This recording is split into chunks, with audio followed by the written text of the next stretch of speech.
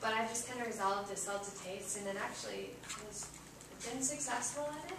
But I don't. But then you also said as salt, it does, and it inhibits the growth of certain bacteria. Is what you want. So, it's like, at what point are you adding too much or not enough? Yeah, I usually just salt to taste because I'm lazy about measuring, and I just never really had that be an issue in terms of the fermentation. And I kind of feel like, well, if I really like eating it that way, then maybe there's some symbiosis in the world that's going to make this work out. I think so.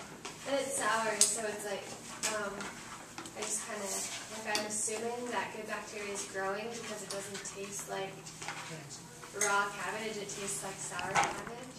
So I'm just assuming that something did grow. Okay. I go with the same assumption. Okay. So I guess the rest of you can make your own assumptions. And if you could repeat, I guess, what you've heard in terms of the standardized proportions. No, I don't know exact, but I just know like 2 tablespoons to certain like it's and something that I think about when my last thing about the kimchi is I think about how I would probably make for a pretty competitive Korean wife back in like the 1600s because people would actually choose their partners based on how good their kimchi was. Oh, that's interesting. It becomes winter and you have to live off of kimchi. Hopefully the person making the kimchi is making a really good batch because that's all you're going to eat for several months. So, not to say that my kimchi is maybe something that other people think tastes good. Do they still use those big, like, Tama jars, those big ceramic jars? Yeah. And what do they use for the top, like the leather or something, or cloth? Or wax? They'll actually just have a ceramic top to it. Oh, and that's it? So air can get in and bugs probably fly around and go, wow, what's this? Possibly. I've never seen them in person, but in Korea they might use ceramic, like large ceramic barrels or wooden barrels. Do they bury them, or do they just sit on the ground, or do they bury them part way? It just depends on where they are. There's a lot of regional variation. And I guess another thing that is fermentable that's really exciting is also beer. My mom's probably not happy with me mentioning this, but like beer and a lot of kind of like wines, like rice wines, grain-based wines, are a really great way of getting carbohydrates in other times of the year. And carbohydrates are usually really difficult to preserve. Like grain doesn't really last that long. So having like a beer making process preserves carbs. And that's how you get your belly. It's a bread belly, what I'd like to call it. So I'll pass it on to my mom while I also chop up these, and again I'll leave them in this corner so you can just kind of pick them up and toss them into your kimchi mix. That's how simple it is? Sorry? That's how simple it is? Cabbage, salt, and Sugar. pepper? Oh, we add sugar too? Oh, this for the kimchi, no sugar. No, I don't think so. But for my mom's, I'm adding a little bit about the kimchi we made it together. I made this 3 days ago. In here, you can smell very strong smell of garlic. It's a real, typical of Korean kimchi. There's a lot of garlic and salt. I mix salt, crushed garlic, and chili sauce to have a mixture of that in a bowl, and then I put Napa cabbage. Yeah, you guys use Napa. Does that color come from the chili paste? The Right. red, pink color? Yeah. You smear them, you put the cabbage in, or mix it together, then put it Right. in the jar? Mix crushed garlic, salt, 2 spoons of salt, and then chili sauce. Yeah. Chili sauce, not ground chili. No, I make chili sauce. Yeah. The bottled one. The one in the bottle? It depends on how hot you want your chili. You can add ground chili in there if you want, powdered chilies if you want. I'm very hot, so sometimes I also ground this Thai chili and then mix in that. But to have a red color all over and looking good, you usually use a hot chili sauce, the bottom of chili sauce. And it's terrifying to most people because it's so spicy, but some like it hot. Can you repeat the ingredients of that one, please? Yeah, you use let me talk about it. You separate every leaf of Napa cabbage and you dip into the sauce.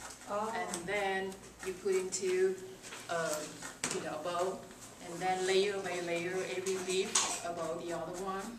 And you lay it for a day, cover it, with the lid cover, and leave it for a day. You don't need to refrigerate it. And after a day, then it becomes softer. And then at that time, you pick every leaf again and put into the jar and crush it down. So it come out after 1 day, and now we can eat them. After 1 day? Or Yeah, after 1 day, just leave it in, bowl, large bowl like that. What if it's 100 degrees outside? Do you still leave it? I mean, if the natural temperature is real hot, unlike today? Yeah, if it does case, you can eat it for, I think, up to 3 days, without refrigerator. Oh, but if it's real hot, If it's gonna push it over the edge. Yeah, even in cool place, in the house, you can leave it, on the kitchen counter or table, on the table of your dining room, 3 days, 5 days. And like I said, the salt really helps, with preserved food. I didn't catch, when do you put the garlic in? Oh, we crush the garlic, or you can put in food processor, machine. Right, Yeah. So after you have a crushed garlic, you put in here with salt and kimchi sauce, Right. and then you mix it, and then you separate every leaf of Napa cabbage, and you wrap with it, and then you put it in another bowl, and then every layer of leaf above the other one. And then you cover the lid, and you leave it out, the table, kitchen table, or kitchen. Of course, your house, your kitchen will smell all the garlic, so you want to put in cool plate or cover with plastic bag, so your family member do not complain about working in the house with all the garlic. And after 1 day, all the cabbage absorb chili and salt, and it becomes soft. Then that's how you transfer it to the jar. Remember, you wear clothes, and you sanitize your hands, and then you can leave it, for, like I say, up to 5 days. Usually, you can eat it after 3 days. You make it, because that time, all the flavor absorbed into it. That's a good time to eat. 3 days after you making it, that's a you start eating. So I guess I also want to differentiate between the type of kimchi that you just made here and this one. Yeah. So we just used the round cabbage, and through that process, after you press it and submerge it underwater, it will start fermenting the next day and bubble, and you want to keep an eye on it. If you have a full jar, it will start overflowing possibly, so you just want to uncap it, kind of press down to expel all the bubbles. And then after 3 days, it's pretty much good to eat. You can keep it for several months. I had a huge jar of artichoke jars, and I had that going for about 6 months, and I just ate off the top of it. With this one, after 1 day, you can kind of eat it, and we were layering up the cabbage. And to answer your question about the ingredients, well, we had the core of so I guess it was half of a Napa cabbage that was about this big, and we got it for $1 at the farmer's market, because that farmer has an abundance of them. So we took the core of it, and for that